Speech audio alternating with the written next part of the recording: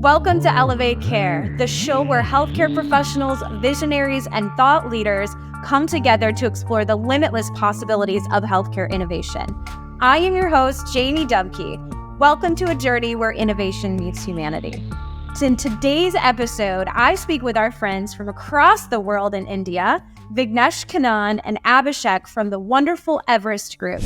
Vignesh Kannan is the Vice President of the Business Process Services team and leads the Everest Group's research and advisory practice focused on enterprise functions. He has authored over 60 research papers focused on technology, sustainability, and transformation. His area of expertise lies in supporting clients in their go-to-market strategies and maximizing their value propositions.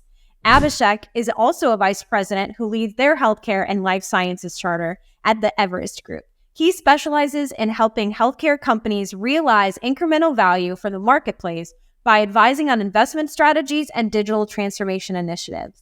I am excited for this dynamic duo to give us insights today in the latest research in healthcare.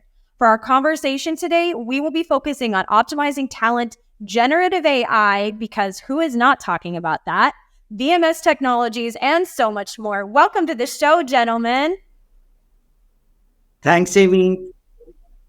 Thank you guys both for joining us. I am so excited for everybody to get to hear your genius and get to see all the wonderful things that the Everest Group does. We really appreciate our partnership with you. You guys are constantly giving us wonderful insights and really helping our clients and helping our hospitals really understand the needs of healthcare and how to affect their patients.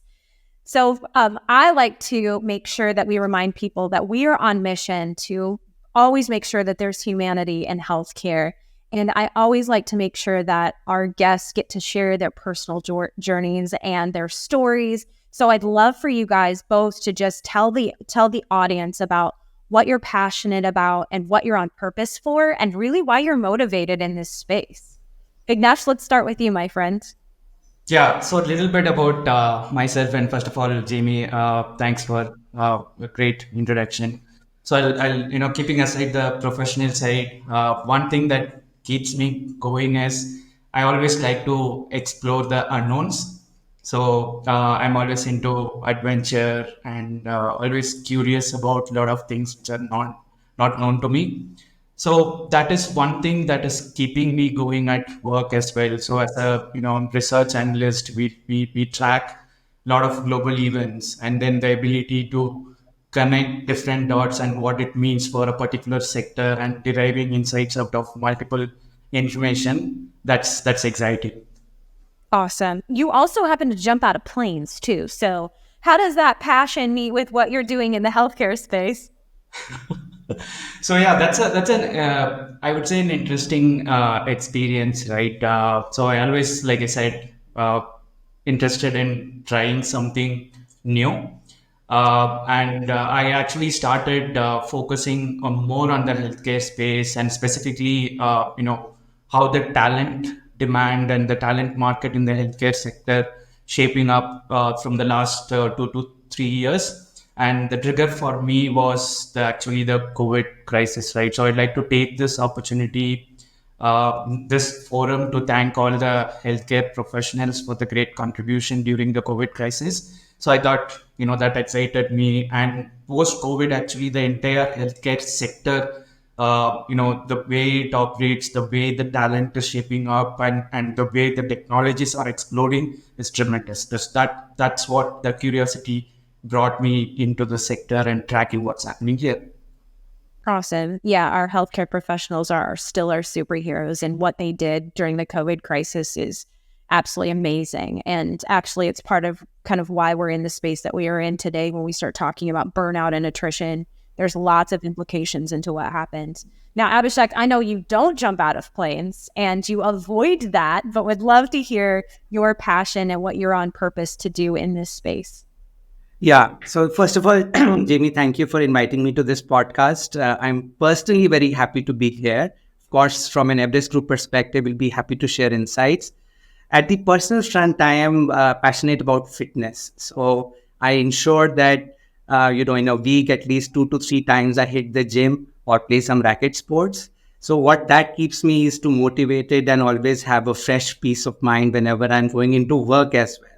The second thing that I'm very passionate about is technology, especially how the technology landscape is evolving. And specifically when it comes to healthcare, right? How the technology is impacting the lives of the patients. And that's also at the same point in time. Technology, how is it helping healthcare payers and providers alike help optimize its operations and also bring cost efficiencies? Which is why, I found my niche in Everest Group leading the healthcare and life sciences vertical. Awesome. I also love to work out. Do you have a favorite lift that you like to do? No, I'm more into cardio. I don't do weights, so I'm Oh, more a okay. cardio. Okay. Yeah. Awesome. Well, if you ever want to learn weights, I'm a deadlift girl and a back squat girl. Awesome. Well, gentlemen, thank you both so much again for being on the show with us today and really having this great conversation. I think we're going to really be able to provide a lot of insights to everybody who's listening. So, gentlemen, we've already kind of talked a little bit about kind of the COVID pandemic and some of the clinician shortages that we're now facing coming post-COVID. And there's a growing concern across the world. The shortage encompasses not just doctors, not just nurses, but really specialized healthcare workers as a whole. And there's a lot of factors that contribute to that, right? So we have an aging population. We now have 5 generations in the workforce, and that creates its own complexity. But as an aging population increases, so does the demand and the strain on the healthcare system. Besides that, we also have geographic disparities, right? So clinician shortages are not evenly distributed. So if you're in a rural area, you have maybe a more difficult time getting access to that. And that is across the globe. That's not just located in any one area. And there's fewer incentives for clinicians to practice there as well, too. So the access and the health equity becomes even a bigger conversation, which we're not going to be able to solve today, but we can add some insights too. And then there's also educational and training constraints, right? So we know that the process of becoming a clinician is lengthy, it's costly. There's a lack of training at our medical and our nursing schools. The cost and the duration of training really is deterring some people from getting into that career. And then again, we've talked a lot about the burnout, right? So clinicians are experiencing high levels of stress, the burnout due to workloads, administrative burdens, the long hours, and this really leads to many leaving the profession permanently. And if it took them that long to get into it and now they're leaving kind of prematurely, that's really heartbreaking, not only just from what the demand is on our healthcare, but just from the human aspect, right? So we have people who they have a heart to serve, they desire to do really great patient care. And we really want to talk and kind of think forward on how do we help create that environment that sustains the work environment where they feel safe, where they get to feel healthy, they get to show up as their best self, and how do we allow them to do their patient care and operate at the top of their licenses. I'd really like to hear, because I know the Everest Group does so much when we think about tracking the healthcare ecosystem. And so, Vignesh, I'd really like for you to just kind of set the stage for us and talk about the role of technology and how it's evolving to help streamline the entire staffing process with this shortage in mind.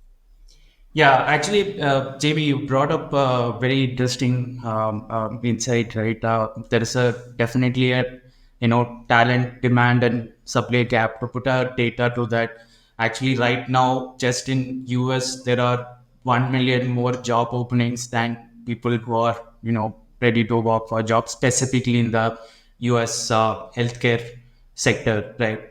And we strongly believe, and from our research perspective as well, the technology is going to be a great lever to address this gap. And how organizations approach the entire talent management is drastically shifting with contingent workforce coming into the mix as well, right? So if you take, say, pre-COVID, most of the healthcare organizations were leveraging contingent workforce to say 20% of their workforce were contingent workforce.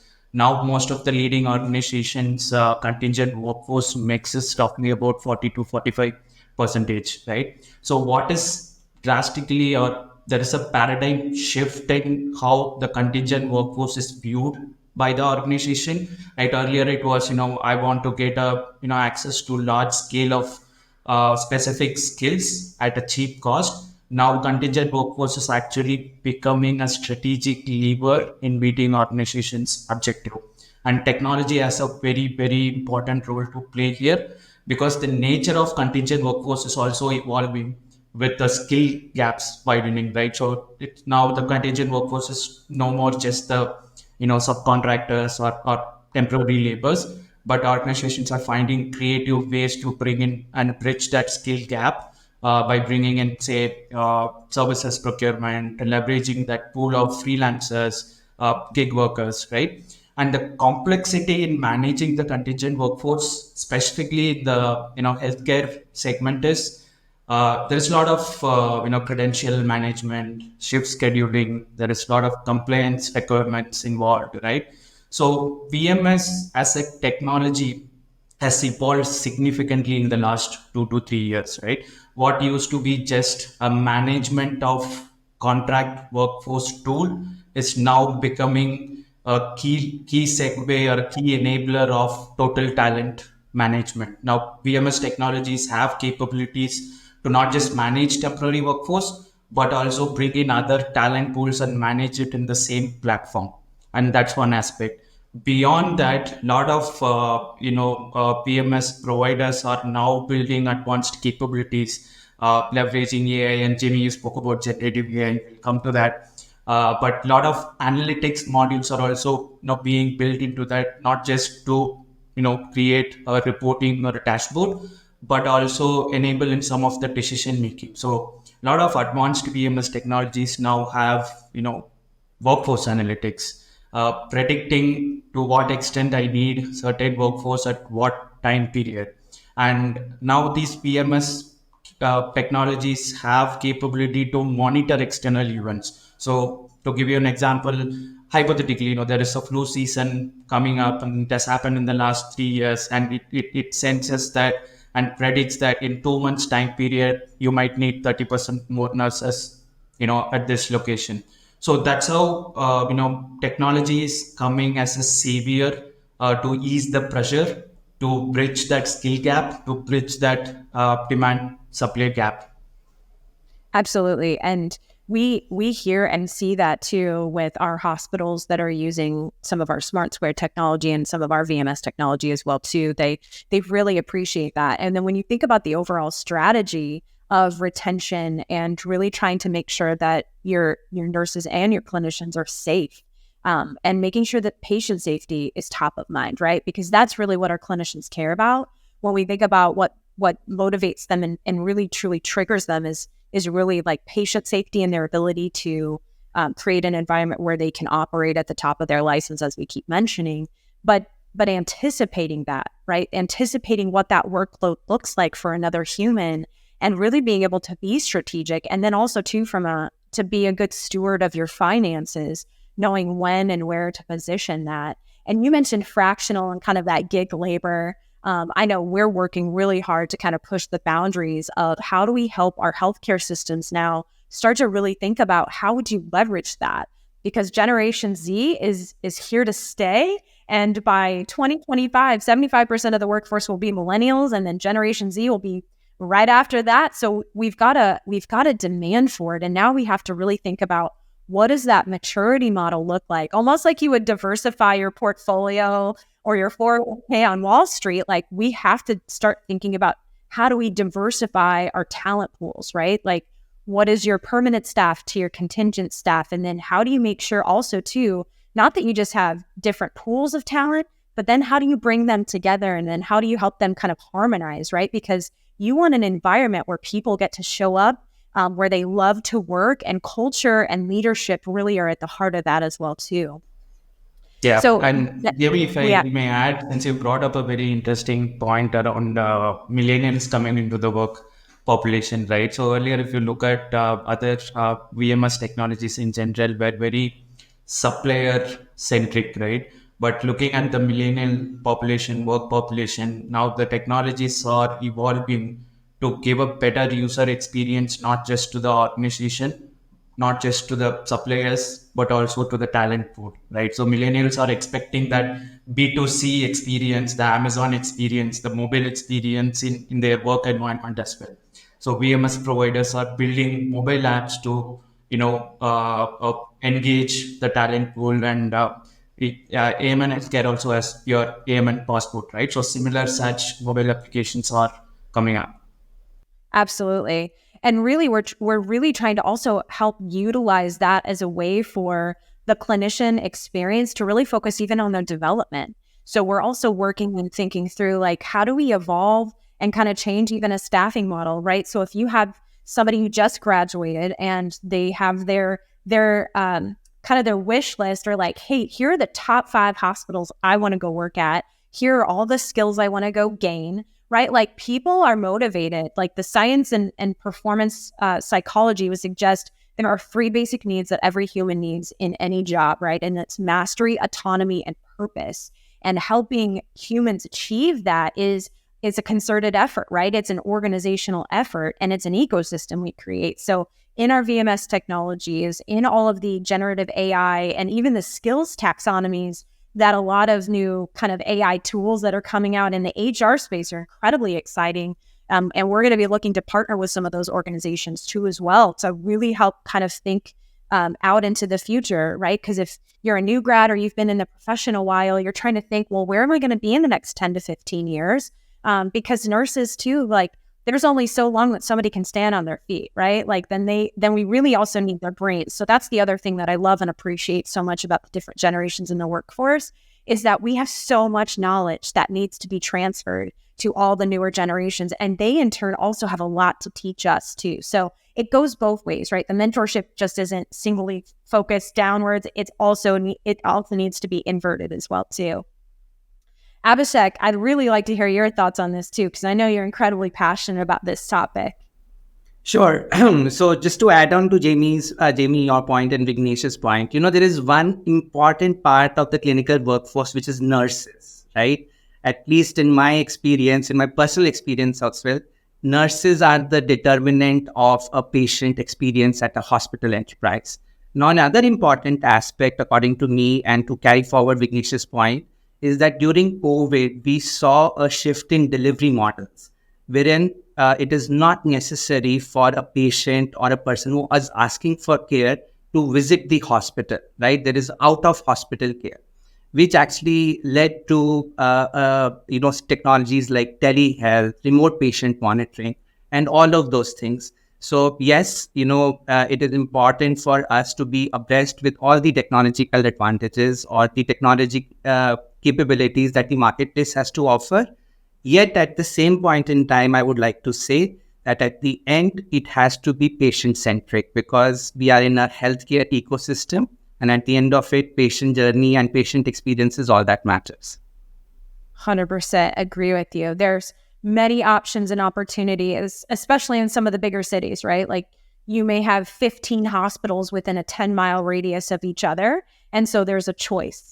It's the same kind of thing that's happening, right, to airlines and to restaurants, right? Like, you see reviews and everyone goes to Google, right? And now we're looking at ER wait times, and we're looking at the reviews of the staff. And so you are 100% right that patient to clinician experience is so important. And that's also too why I also am so passionate about talking about the clinician's experience as well too, because we know if we take care of the people who take care of the patients, that everyone should hopefully have a better experience. And then that increases the ability for patients to recover well. And we keep talking about generative AI too, guys. And I know we're going to get there in just a second, but Abhishek, I'd really like to stay on kind of this talent segment and really think about how are we kind of segmenting into both the clinical and the non-clinical, and thinking about the skills of the future. I know prompt engineering is a new skill that I've just started picking up on in the last year, now that we've got all kinds of crazy cool stuff with ChatGPT.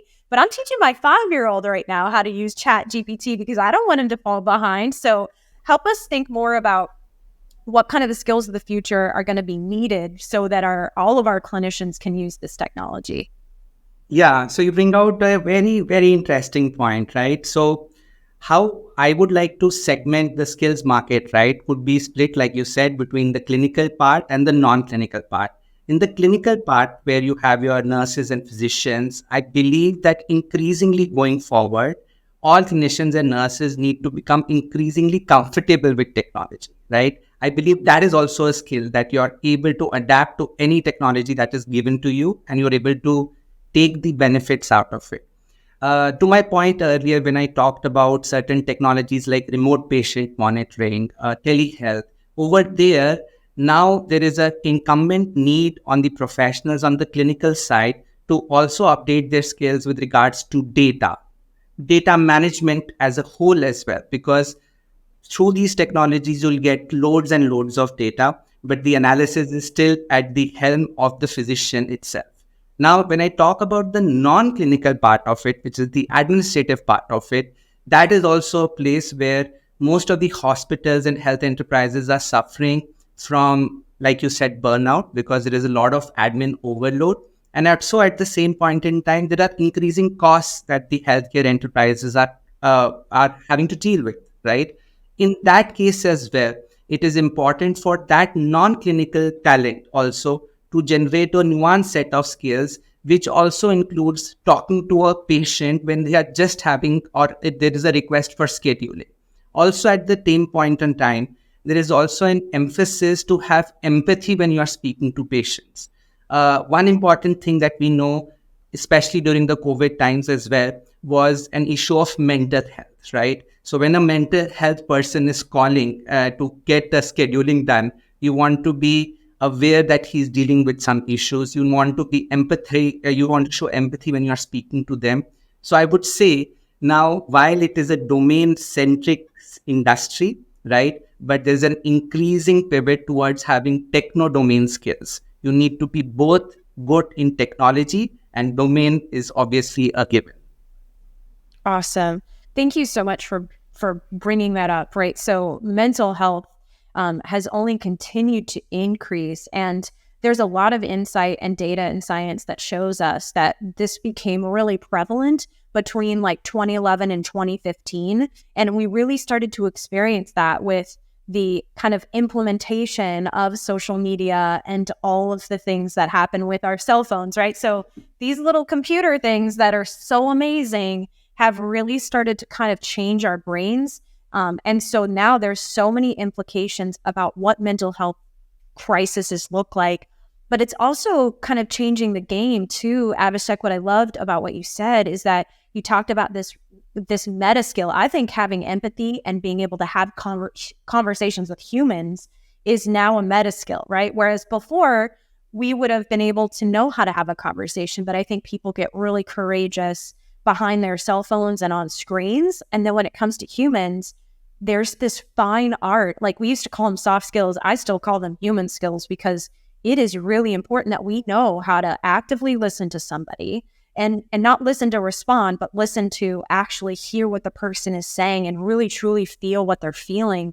And that's something that healthcare professionals typically do so beautifully. But I think they're also facing too, maybe even, actually not maybe even, they are, the incivility also too, even from the patient and the patient's families or the environments, right? So I think about safety on both angles, right? So I just remember back to even when my grandmother was hospitalized back in 2002 and 2003, and there were a lot of her nurses that were on their like second double shift, or they were on like demanded overtime. And so you see these nurses who are just trying to love their patients well, but they're just mentally exhausted.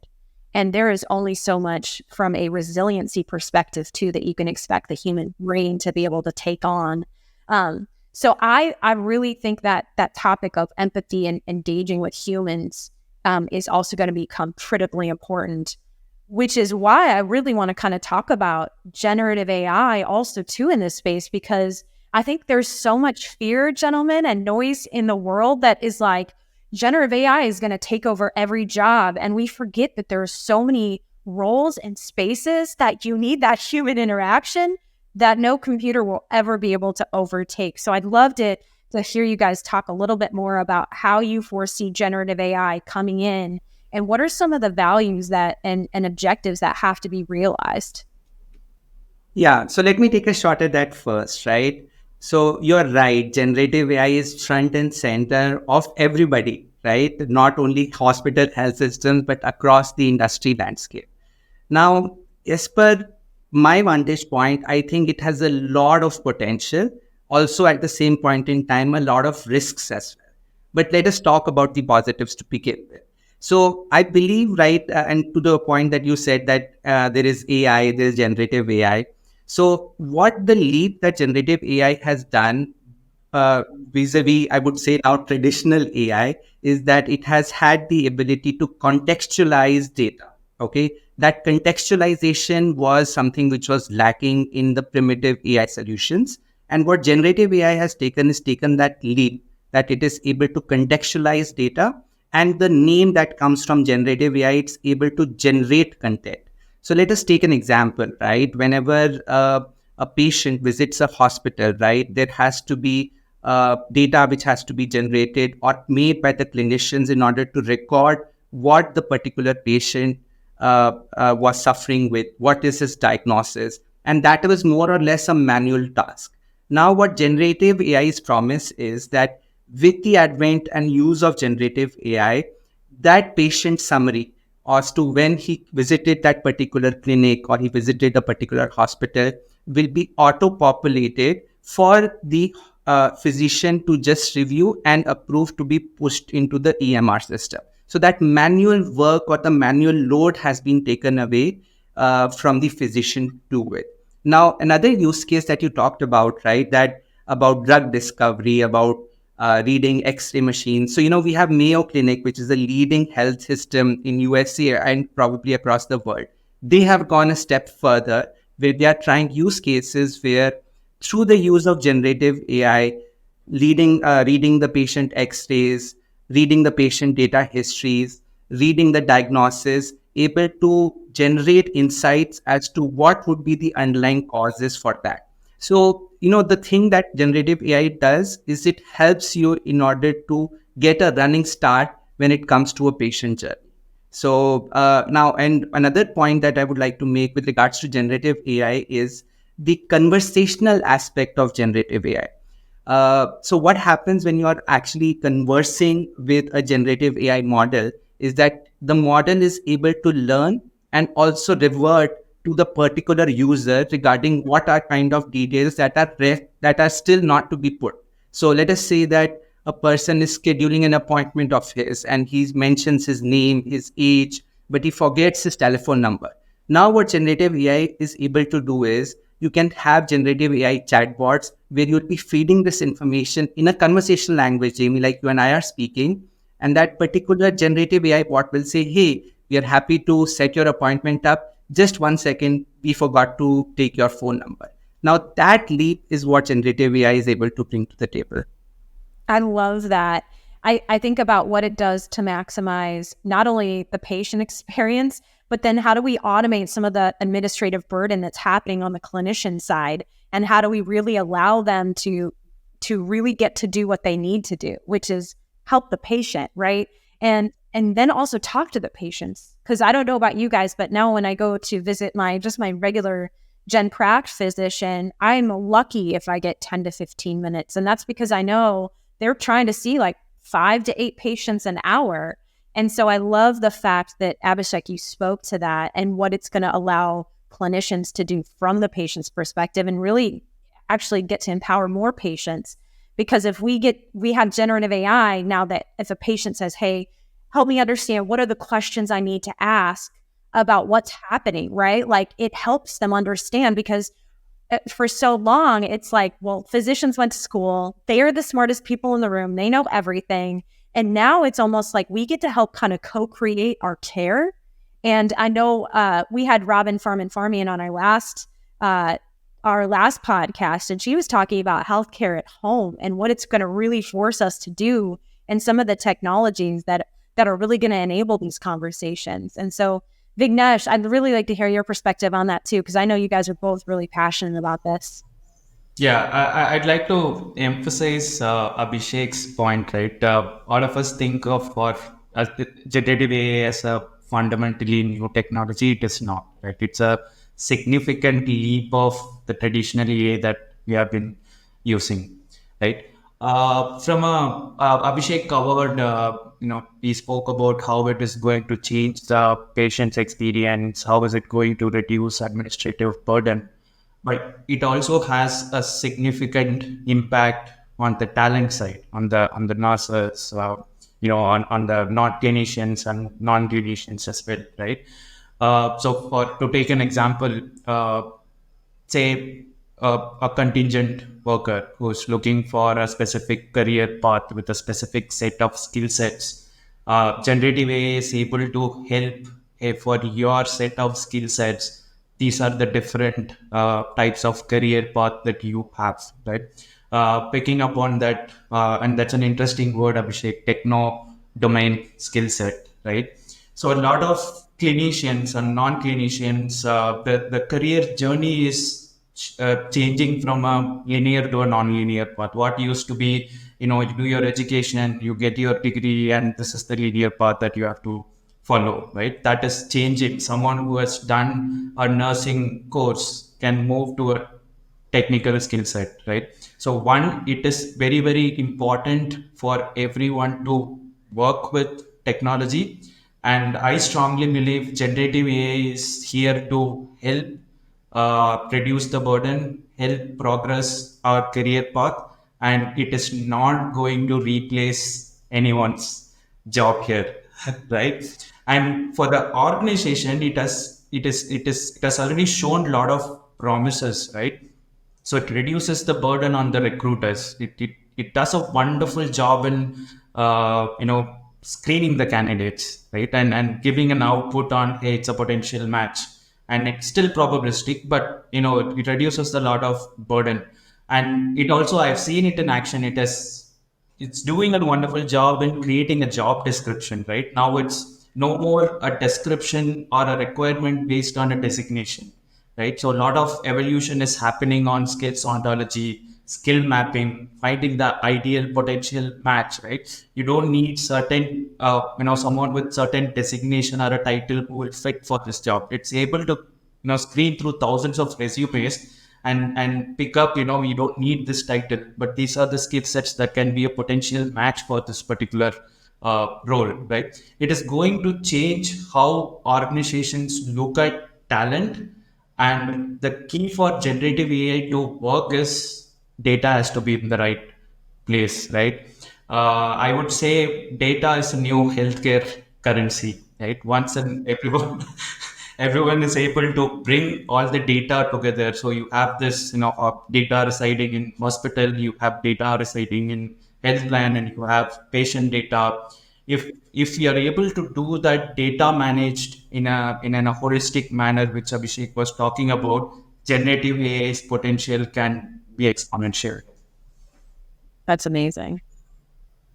Thank you so much for all of those thoughts. I literally was just even trying to think about what the implication is too, just from a retention perspective as we think about job descriptions, right? So in my practice over the last 15 to 20 years, I've been very focused on a human-centered design approach.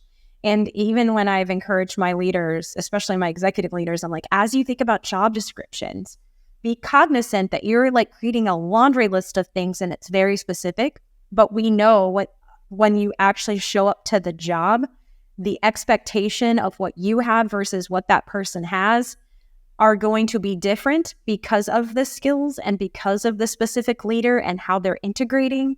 And so I always try to encourage all of our leaders and pretty much anybody who's a leader of people, always think about what the experience is when your job description has these finite, like 15 things versus, well, there's going to be humanity in there, or there's going to be a lot of gray, right? So don't try to be so concrete and black and white, especially when you talk to people who've been in a career for 10 to 15 years. There's a lot of things that on average our jobs help us accumulate, right? So it's that acquired diversity that we bring to a new organization, and clinicians are especially attuned to that, right? So based on the patient, based on the case, Like you could have a very rare disorder that this clinician helped treat or be part of the team that helped treat that. So I really like to help us think differently about having that diversified approach instead of trying to find those unicorns. It's how do we bring a team of clinicians together and approach it from a team aspect, right? And how many people can you have that have this skill versus this skill, right? Like it's about finding that inherent and acquired diversity within all of our teams to truly help us propel ourselves forward. Yeah. Maybe on that, a funny description that I've seen where the requirement was an individual should have 8+ years of work experience in prompt engineering. Oh my gosh, aren't you? I'm telling you, as an HR professional, that has always kind of made my skin crawl when I see that. And I'm just like, you'll see hey, this was especially big a few years ago when you would have a highly specialized, like when Python first came out. And the job description was like, need 10 years of Python. It's like, Python's been out for 2 years, guys. Like, that ain't going to work. So I totally love that. But we make those things, we just make those assumptions as leaders, right? And it's not to all fault of our own. We're just like, we know that's an important skill. So we use that as a way to say, okay, I'm going to make it a priority, right? So we have to even start thinking differently about what are you prioritizing? Are you prioritizing the year or are you prioritizing the skill and how they acquire that? Because even when you think about that meta skill, that even how we learning itself is a meta skill, and how we encourage people's learning, right? So if you're not a visual learner, like I'm very much a kinetic learner, like I want to see, do, and then execute. And that's how my brain translates data. But even if you think about the clinicians, a lot of them are very much like very tactical. They're like, I need to understand every aspect and the implications, right? Because you're talking about human lives here. So they need to understand what is the risk. And then they have to quickly be able to analyze and strategize, like what percentage, like what is the risk profile if I do this, right? So they're doing mind maps like all day long, which by the way, takes a lot of effort and energy. So please make sure you guys are eating your carbohydrates because that's a really heavy brain activity. I know keto's in, but when you're doing that much brain power, please eat your carbs. Carbs are a good thing. Not processed carbs, but you know what I'm talking about. Abhishek, I know something that you are really focused on in this area has a lot to do with risk. And so in a highly regulatory space, and especially with privacy, there is nothing more sacred to people, obviously, than their health privacy, data privacy surrounding that. So I'd love for you to talk to us a little bit more about that regulatory perspective, privacy, and that hallucination standpoint. And please do us a favor and explain hallucinations. I think if you're in your work, or I've heard that from some of our clients at Stanford, they're talking about hallucinations. And I'm like, wait a second, are you talking about like actual hallucinations? So I'd love for you to share that perspective. Sure. So, Jamie, like I said, a generative AI has a lot of promise, but it has to be a measured step that everybody in the marketplace needs to take.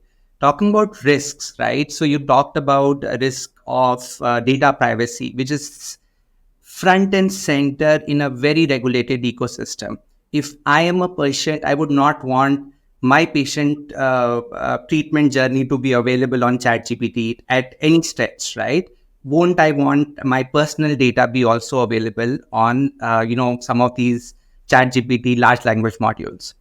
The other thing that you talked about, which is the risk when it comes to hallucinations. So the definition of hallucinations is, as you realize, the architecture of generative AI is that it is trained on these large language modules, which has a lot of data, right? But there are certain use cases or specific cases where that large language module does not have the answer.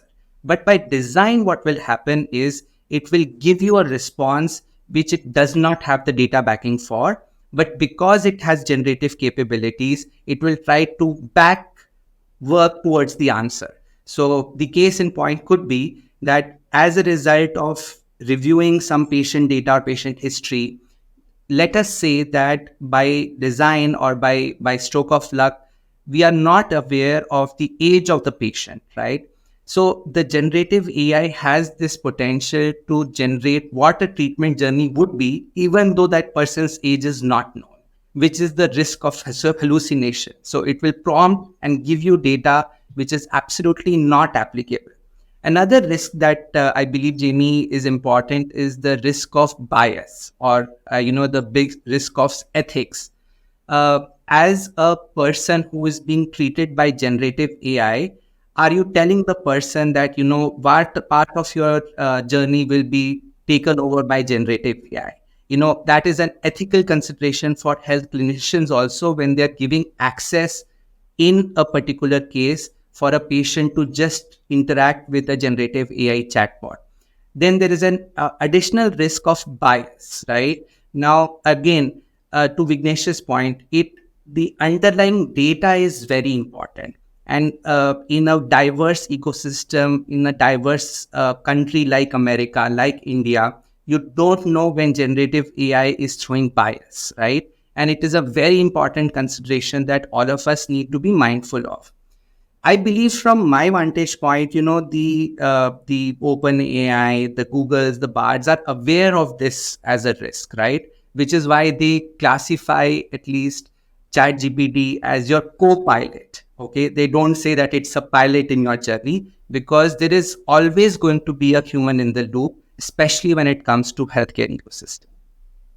That is so important, right? So, and Vignesh, I think you mentioned this earlier too, right? So like the person who is operating the AI has so much influence. And Abhishek, I love how you kind of shared that perspective, because that is a true concern of mine, right? Even in just your basic kind of chat GPT scenarios, I was sitting next to my son and he was asking questions, and I was thinking to myself like, oh my gosh, what if they put something else in there that would not be appropriate? And so there is that kind of general concern, or that opportunity for, people who do not have a patient-centric like heart or focus, or people whose value systems may be different from your own. And so it's crazy to think about how people will manipulate AI in that space. And I really appreciated how you also talked about the different agings with that, right? Because you're going to treat a pediatric patient differently than you're going to treat a more mature patient.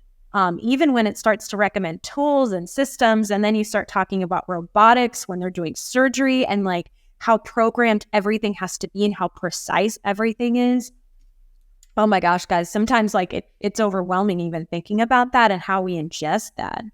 Vignesh, any thoughts, my friend, on that aspect? I'm sure you've got a perspective as well. I would say education on how to use generative AI is very, very important to mitigate those risks, right? So everyone, especially the professionals who are leveraging generative AI in any shape or form, right? So there are Pharma GPT, there are Chat GPT, there are Legal GPT, different versions of GPT coming up.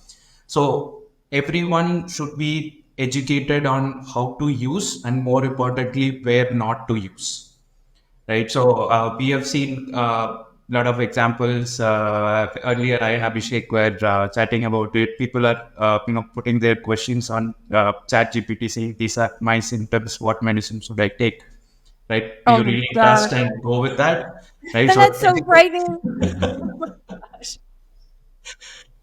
So it's Oh my very, very, very God. important for us as a society, as an organization, to educate everyone on the risks of generative AI, when not to use, when to use. The other aspects from organization side is generative AI is not the answer for everything, right? So everyone talks about the rosy picture of generative AI, all the promises it brings up, but there's also a cost involved in implementing generative AI, right? It's a massive cost, your infrastructure cost, your model training cost, the computation power it takes to generate a single response, right? So it is important to identify where to use generative AI. In a lot of cases, a simple automation tool is much more cheaper and efficient than implementing a generative AI. Like, so those are the two signs that I would highlight. Awesome. Thank you so much for that. Team, I know we could probably talk about this all day long.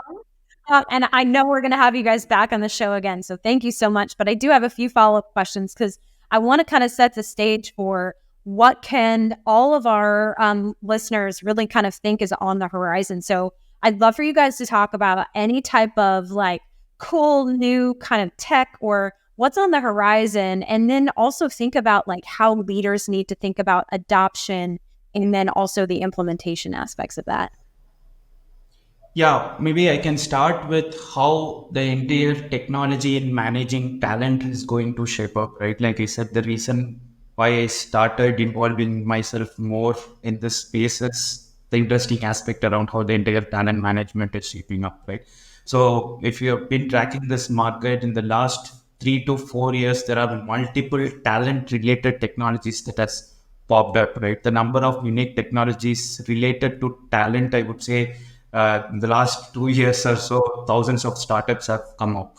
So, as leaders, it's very, very important to think about talent related technologies in a much more holistic manner, and thinking about the future of managing talent and how the technology would shape up. I strongly believe VMS is going to play a key role here, and going forward right now, VMS is playing a key role in managing the contingent or non-permanent workforce. But the way the evolution is happening in the VMS space, it is going to become the central hub to manage total talent. And we have already started seeing signs of VMS bringing that total talent visibility. The next step would be VMS being the core of total talent management.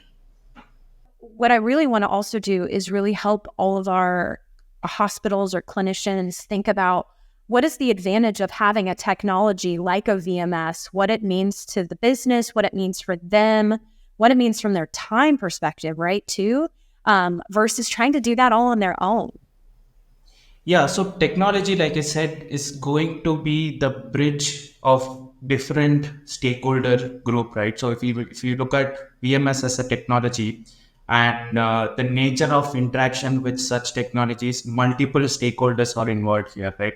So your talent acquisition team, HR, when it comes to contingent workforce, procurement is involved, and your staffing suppliers are involved, MSPs are involved, and the organizations are there, plus the actual talent and candidates, right? So Right. this VMS technology is now evolving to cater to the needs of all different stakeholders, right? So focusing on talent experience, focusing on patient experience, focusing on recruiter experience, focusing on hiring manager experience, right? It's going to be the central hub. And one of the key changes that we are seeing is the runway to change or the pace of transformation has shortened a lot, right? Earlier, what organizations were doing in 1 year, now they have to do it in 3 months or 4 months, and that agility is becoming a key factor here, right? So that's where the third party technologies, in a lot of cases we have seen third party providers, the MSPs playing a key role in enabling this entire talent transformation, because they've got the expertise, they have access to tools, and they are acting as an orchestrator in bringing VMS as a central technology, and then enabling that ecosystem to coexist with each other. Awesome. Abhishek, what are your thoughts on that? Yeah, so as per my vantage point, right, I see the future, especially from a healthcare ecosystem perspective, slowly but steadily working towards the North Star of 360-degree patient review, right, where you know every detail that is required for a doctor to treat patients and to make them better. Now, certain steps have already been taken in that regard, which is of interoperability of EMR, EHR systems, right, where your medical data can flow from one system to the other. Now, what is happening is through the advent of your wearable devices, right? If you're having some pulse oximeters, booming that data towards the cloud so that a person can be, or a caregiver can actually monitor the health of the patient in a 360-degree manner. Now, to the other point, Jamie, that you said, what should be, executives be thinking about? So, they should be thinking about the benefits. Of course, there are multi benefits. They should be thinking about the risks and the cost, to the point that Vignesh mentioned. But another aspect of technology is, how is the user experience getting impacted? If Yeah. a technology is there where the user experience is not good, that technology will fail because there is a person who is going to be behind that technology. So there is a plethora of technology tools which are there. It is the job, I believe, of professionals within the healthcare ecosystem to decide what are the correct moves to make so that it is not a technology overload which defeats the entire purpose of ensuring best patient care. 100% agree with you. Yeah. Guys, both of Abhishek, those. you, Oh, sorry, sorry. Go Vignesh. ahead. No, I just No, go want to ahead. pick up on Abhishek's point on 360 patient experience, right? It is also translating and reflecting on the talent side as well. So 360-degree talent management is becoming a key focus for a lot of executives. So the way the entire talent management is shaping up is a lot of organizations, leading organizations have started thinking about not just talent acquisition, talent management, compensation, and how do I design a career path for my employees. At the same time, how can I tap onto different talent pools and enable internal mobility as well, right? Like I said, there are people analytics, there are different talent pools, marketplaces existing in the industry. So I strongly believe VMS is going to be the central system that's going to integrate with different pockets. So there are internal mobility systems, there are rate card management systems, there are career path management systems, there are people analytics, there are workforce analytics. So this is going to be the hub, the orchestrator of different talent technologies to enable that vision of 360-degree talent management. No, I think both of you bring up really great points. What I especially love, though, is when we talk about the people aspect of that. I think our fear, or what media or everybody wants to talk about, is how it's going to mitigate all the human components. But to your point, Vignesh, I think it's going to literally allow us to come back to some level of humanity, because all of the automation and all of those processes, administrative stuff that kind of really disengages a lot of people and really burns us out because it costs a lot mentally to be able to do that work. Like, now we're going to have more time as leaders and as humans to have some really awesome conversations about development, about what motivates me. And then from a mental health perspective, what can we do to fast forward those conversations as well? And there's a lot of wearable technologies and a lot of things that are coming out in the market right now from a mental health aspect, right? I just saw something yesterday about being able to count breaths and what it does for cardiac events, or is voice pattern recognition going to be able to detect some mental health crisis, right, as it starts to break down? So I'm incredibly encouraged about all the automation that AI is going to afford us, and us really getting to focus back on some of these human skills. Now, we'll probably still have to take some training classes and still make sure that we have people who are educated on that and who can help us unify that, which is really what motivates me. So, guys, thank you so much. I want to leave you guys with one last question. So if you could challenge our audience to take one specific action or adopt a mindset shift based on our conversation today, what would that challenge be? I would say do not see technology as a threat and start thinking about career in a different way. So earlier, like I said, the linear path of career of your schooling, education, job, and then retirement is no more relevant. You'll have to upskill and reskill every 2 to 3 years to stay relevant in the industry. In that case, your technology will become a co-pilot and enable you to have a better life. Oh my gosh, that's brilliant, my friend. Stamp that. That's going to be a quote someday. Yeah. So from my perspective, I would say, it is important to embrace technology as it comes. And to your point, to challenge yourself, at least from my personal standpoint, the kind of work that I do, any new technology that comes up, that I hear about, I try to implement it within a day or two, take the risk head on rather than staying in the fear of the unknown. That is the worst fear to have, that you don't know what will happen, so you don't take a step. So at least what I will challenge all of the wonderful viewership that this program has is to take technology head on. If you think that there is a technology worth trying it try it at your personal space, try it at your workplace, and if it works, try it at the enterprise level. Oh my gosh. I love that you said that because now that we have shorter attention spans and our tolerance for tension becomes kind of progressively decreasing as we age or as society ages with us, I want to remind people back in 2006 when the iPhone was first adopted and we all started with those awesome dumb phones, but then we got the smartphones. I'm telling you, like, people wanted to throw the iPhones back at the stores or they wanted to return them in droves because they were like, wait a second, we can't figure this out. And we will continue to experience that level of frustration. So thank you guys both so much. I think everybody learned so much today. I know I learned a ton. It was wonderful having this dialogue with you. And I just want to, again, say thank you so much for everything you do, from your research, from the insights, just all of the connections and the partnerships you continue to make. Please let our audience know how they can get in touch with the Everest Group and with you. Yeah, hope you had a very interesting discussion and got some good insight. So you can follow us on everestgrp.com, and we are happy to connect individually over LinkedIn as well.